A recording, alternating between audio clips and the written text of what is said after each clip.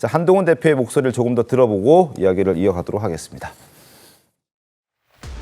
분명히 말씀드립니다. 어떤 이름을 붙인 헌정 중단이든 보수당의 당대표로서 집권 여당의 당대표로서 제가 앞장서서 맡겠습니다. 민주당에게는 이재명 대표 범죄 숨기고 이재명 세상 만들려고 우리 시민들이 촛불 들지 않을 거다.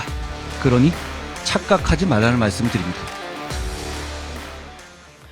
예, 범죄 혐의자에게 나라를 내주지 않을 것이다. 어제 또 뭐 헌정 중단을 막을 것이다. 이런 취지로 얘기를 하면서 어떻게 보면 이제 윤 대통령과의 화합 모멘트를 이재명 대표를 막기 위한 계기로 삼겠다. 이런 취지로 얘기를 한 건데 이 이재명 대표 1심 앞두고 좀 강한 대화 공세를 예고한 셈이 아닐까요? 원래는 11월 달이 이재명 대표의 선고가 15일, 25일에 예정되어 있기 때문에 네. 아마 민주당이 곤혹스러운 달이 될 거다라는 게 보수에서의 시각이었는데 네. 지난주를 기점으로 해서 뭐 대통령의 녹취록이 나오면서 반전을 깼죠. 네. 그러면서 11월은 국민의힘과 대통령실의 리스크 있는 달이 될 것이다를 어떻게든 한동훈 대표는 극복하기 위해서 그리고 11월 달에 뭔가 전국을 본인의 중심으로 끌고 가기 위해서 강력하게 이재명 대표나 민주당에도 경고를 하고 대통령실에도 경고를 하면서 그동안 지난 100일 동안의 취약한 리더십을 해결하고 극복하기 위해서 메시지를 내는 모습으로 보이긴 합니다. 근데 아직까지는 뭔가 가시적인 성과는 없는 상황이기 때문에 조금 더 지켜봐야 되는 한동훈 대표의 그런 정치의 행보라고 생각이 들긴 하는데요. 11월은 이미 국민들의 마음속에서는 대통령실이 이 명태균 씨와의 그런 공천이나 여러 가지 개입에 대해서 극복하지 못하면 민주당의 사법 리스크나 1심 그런 판결들이 크게 의미가 있을까에 대해서 상대적으로 민주당의 그런 위기들을 적게 생각할 우려가 네. 분명히 있기 때문에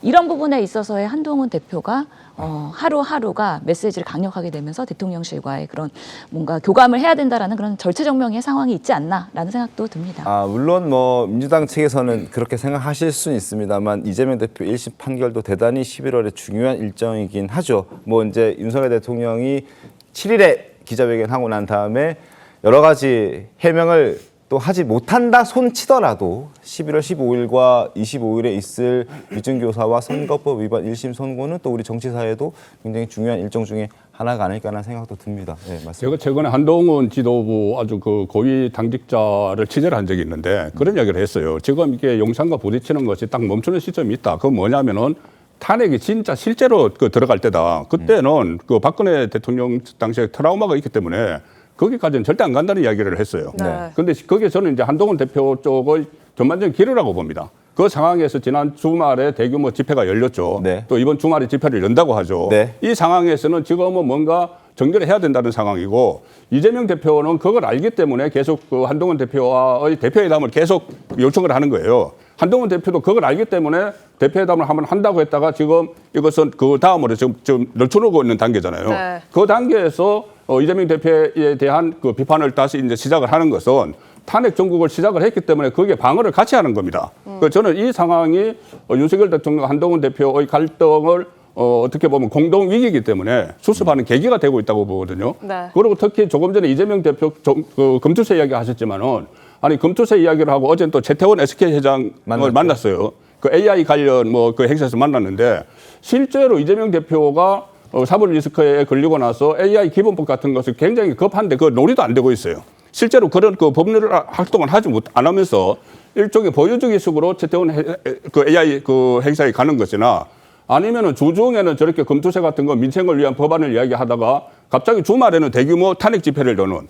이런 모습들 때문에 이게 그 한동훈 대표 입장에서도 이런 상황이 계속되면 안 된다는 그런 생각을 저는 가지고 있다고 봅니다. 물론 뭐 이제 보여주기식의 행사를 했다라는 부분은 이제 개인적인 의견으로 예, 죄송합니다. 보여주기라는 표현은 그렇습니다. 어쨌든 그 행사에 참석한 것이. 네, 그렇죠. 저는 이재명 대표의 이 사법 리스크 시계가 점점 빨라지고 있는 상황에서 대통령의 탄핵의 드라이브를 지금 세게 걸고 있다고 생각하고 그것은 대통령과 한동훈 대표의 어떤 정치적 대립을 훨씬 넘어서는 헌정 중단에 아주 위급한 상황이기 때문에 여기에 대해서는 여권이 총력을 다할 거라고 봅니다.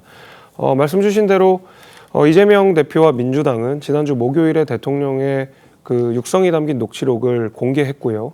그 주 주말에 대규모 집회를 했는데 생각보다 그 녹취록 탄핵이 가지는 뭐 파장에 비해서 그날 집회에 모인 사람들의 인원이라고 이런 것들은 생각보다 많지 않았다는 것이 뭐 언론 보도에서 제가 확인을 한 바인데 이재명 대표 입장에서 초조할 수밖에 없는 게 2016년에 탄핵 집회가 있을 때는 시민사회가 먼저 집회를 주도하고 마지막에 정치권이 참여하면서 탄핵에 불을 붙였던 그런 기록이 있는데 역사가 있는데 이번에는 민주당이 주도적으로 이 집회들을 계속 이끌어 나감에도 불구하고 과거만큼 그렇게 불이 잘 안 붙는 상황이거든요. 저는 이재명 대표가 본인이 가진 사법 리스크를 포함해서 네.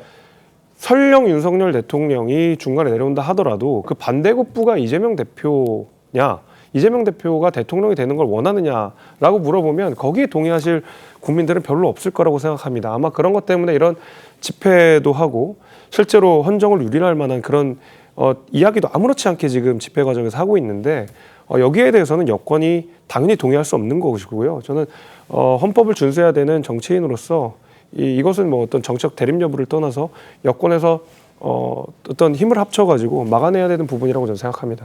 네.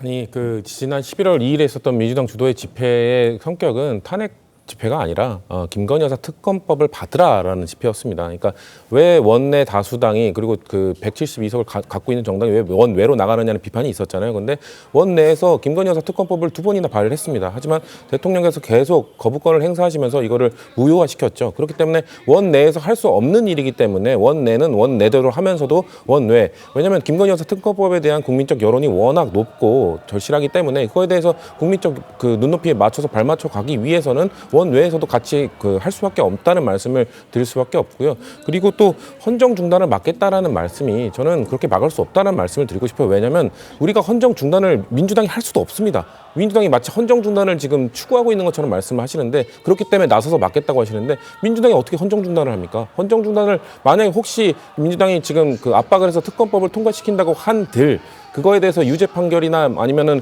뭐 정말 탄핵 소추까지 가서 탄핵 판결을 하는 거는 헌법재판관과 재판부가 하는 겁니다. 법원들이 하는 겁니다. 이거는 마치 민주당이 그냥 이 그 특검법을 통과시키는 것만으로 뭔가 탄핵으로 이어지고 헌정 중단이 된다고 말씀하시는 거는 대한민국의 사법부를 무시하는 발언이라는 말씀을 드리고 싶고 그렇기 때문에 헌정 중단 얘기를 왜 민주당은 꺼내지도 않는데 벌써부터 지금 모르겠습니다. 조국혁신당의 집회는 성격이 다르다는 말씀 드리고 민주당은 지금 제1과제, 제 우선 과제는 김건희 여사 특검법 통과라는 말씀을 다시 한번 드립니다.